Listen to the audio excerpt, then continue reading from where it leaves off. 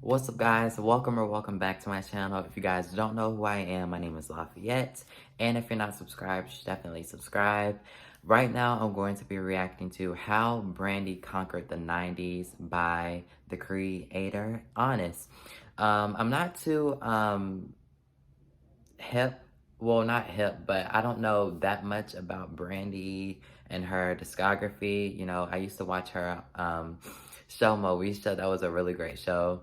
Moesha, and I know she did the Cinderella movie, so I know some, you know, enough about her. I know the girl can sing, but let's get right on into this reaction. I'm very interested. Brandy gets way less credit for helping set the stage for 90s teen pop than she deserves. While there's no Mm. denying the impact of acts like Britney and Christina, This is my first Brandy time ever often gets reacting regulated to being to anything Brandy exclusively an R&B oriented on this act. channel. Yet other stars coming up in the era admittedly studied and took cues from her. Yet it often gets overlooked. Brandy was one of the first teen stars to emerge in music in the 90s. Her hit TV show Moesha helped establish See? her as an all-around entertainer and That was a household great show name too. early on. Brandy was a part of an unspoken trio that blazed the R&B music world in the 90s. Brandy, Monica, and Aaliyah were the three young black girls that helped push forward the establishment of young black teenage acts during that time period. I know Make who no mistake Aaliyah, though, Brandy and they all have Aaliyah is. very I don't know different who approaches and Monica offerings is. with their music and personas. They aren't as necessarily easily groupable like a lot of 90s teen acts whose sound and image were a near monolith. However, they weren't devoid of any similarities, but overall, they aren't that similar. Aaliyah was marketed as the more elusive and mysterious one. She had an ice-cold cool which still to this day is being emulated. Monica was marketed to be the little girl with the big voice. She was a little rough around the edges and sassy, often nicknamed Miss Thang. Brandy, on the other hand, was marketed to be the sweet girl next door, and that in many ways would hinder her later on, but at the time being, it helped propel her to further success. Monica and Aaliyah were not without their pop hits and crossovers, but more than I don't anything, know their image any and music stayed songs faithful to by them, so R&B. definitely let me Brandy's self-titled debut album released in 1994 was an unabashed definitely embrace of comment hip-hop some soul. in the comments The that I should album's react production to. is just as ruggedly soft as an early Mary J. Blige album, but its subject matter is candy-coated in relatable and frothy teen-centric lyrics and melodies. Although there are glimmers of what Brandy would take on in the future on this record, it wasn't until her 1998 album, Never Say Never, that her choruses got bigger and production became as equally slick as her branding, something that barely represented her image of being the girl next door. 1995 Sitting Up in My Room, taken from the Waiting to Exhale soundtrack, set the stage for Brandy's foray into an even more glossy sound. It's simple enough, but effective, and it became her best charting song at that point in time, reaching the peak of number 2 on the Billboard Hot 100. Wow. The torch was officially lit once Brandy and Monica unleashed their combative classic collaboration titled The Boy Is Mine. Inspired by Michael Jackson and Paul McCartney's The Girl Is Mine, it was a play on a very real feud and tension that Brandy and Monica had behind the scenes, with the inclusion of how they were pitted against I need each to other watch in the this. media. Regardless, it made for great art. And he said Michael Jackson and Other another guy can too. be I'm gonna have felt to in the watch that too. song. I don't know Despite nothing their about that. tension, it was a unifying moment for both. Produced by heavy hitters such as Darkchild, Dallas Austin, and Brandy herself, it has a pulsating beat backed by the sound of strings and a harp. Brandy and Monica were really the only duo from that time period that were smart enough to exploit the assumption that they had beef. And even though it would prove to be true, it's still such a glorious moment in popular culture. It remains both of their most successful songs to date, topping They're the really Billboard Hot beautiful 100 too. for 13 weeks, topping the pop charts for multiple weeks, winning a Grammy, and effectively becoming one of the most recognizable collaborations of all time. It is arguably the best female-led collaboration of all time. I'm gonna have to Brandy check is that becoming a out. burgeoning pop princess. She had the appeal Really? of a format that a lot of Disney and Nickelodeon stars would later have: a successful TV show and music career. She honestly foreshadowed what was to come. Once Never Say Never was finally released, it blazed the charts in true teen pop fashion. The sonics of the album were largely handled by Rodney Jerkins, also known as Darkchild. The album would largely consist of digitized and jittery pop and R&B, a sound that will later be picked up by acts like Destiny's Child. The album pumped out several singles. The Save Diane Warren penned Have You Ever became Brandy's second #1 hit. However, Almost Doesn't Count serves as the much stronger ballad offering, lacing Latin influences with an earnest message of a lover that never was. The album in itself is easy listening and very 90s. It's not without its faults, being that it is such a teen-centric album. However, it shows a level of cohesion, integrity, and genuine intent to make a worthy album, unlike a lot of teen stars from that era. As far as 90s teen pop goes, Never Say Never is as good as it gets, and has aged much better than a lot of material from that time period. And it led Brandy to being a true young multimedia personality, with a TV show, various endorsement deals, and even Barbie dolls. At its core, stylistically, Did I thematically, say and singing commercially, Brandy? That's it's not all cool. that different from what acts like Britney Spears and Christina Aguilera would later do.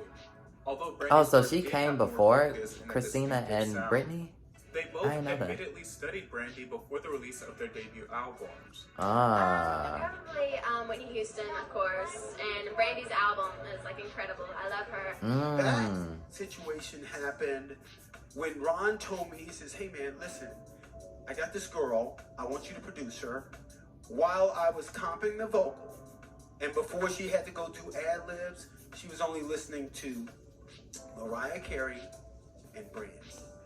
She would put her Walkman on, and she would just be singing, working on her riffs. That's all she would do. Brandy infiltrated both the pop and R&B charts with Never Say Wow, Never. I did not know Helped this. set a precedent for the acts who would reign just as the new millennium approached.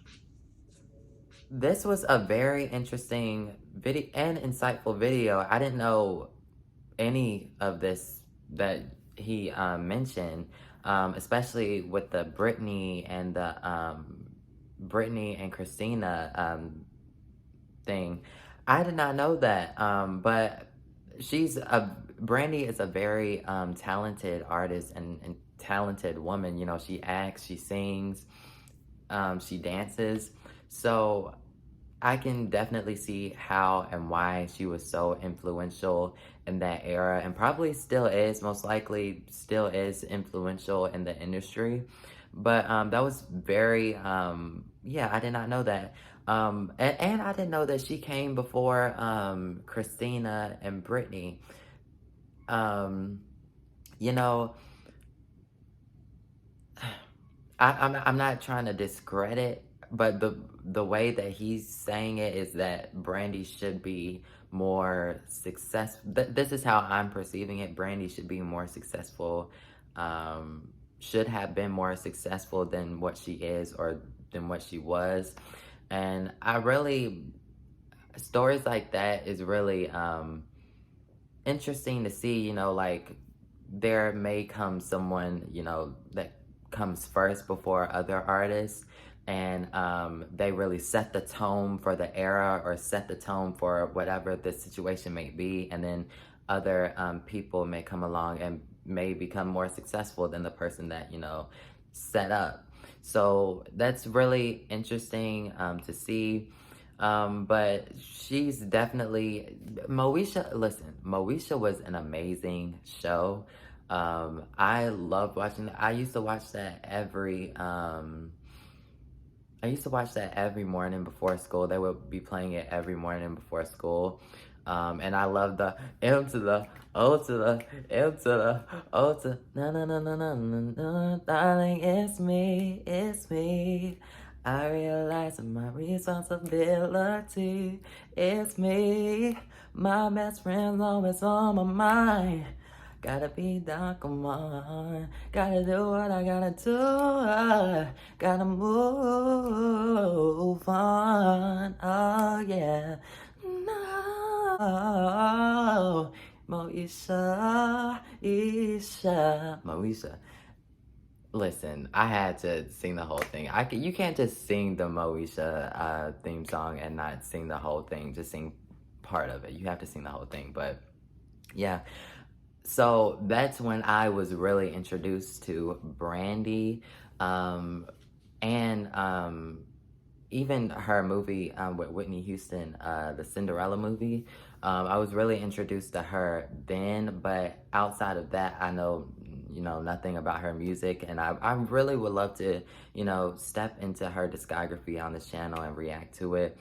As he said, a very influential artist, and you know, that's all that matters, you know, just creating your own sound and making something out of nothing, and that becoming the forefront of, you know, whatever you're doing. And that's very cool, and you know, that's something to be, you know, very proud of and honored and acknowledged. So kudos to Brandy, and kudos to Honest. This was a very insightful video and I really enjoyed it. So yeah, thank you guys for watching this video. Make sure you guys comment down below what you guys would like to see me react to. I would like to react to some of Monica, Aaliyah, and Brandy. So if you know any good recommendations, definitely comment that in the comments below. Follow me on Instagram. My Instagram will be down in the description below. Make sure you like this video, and I'll see you guys in my next one. Peace.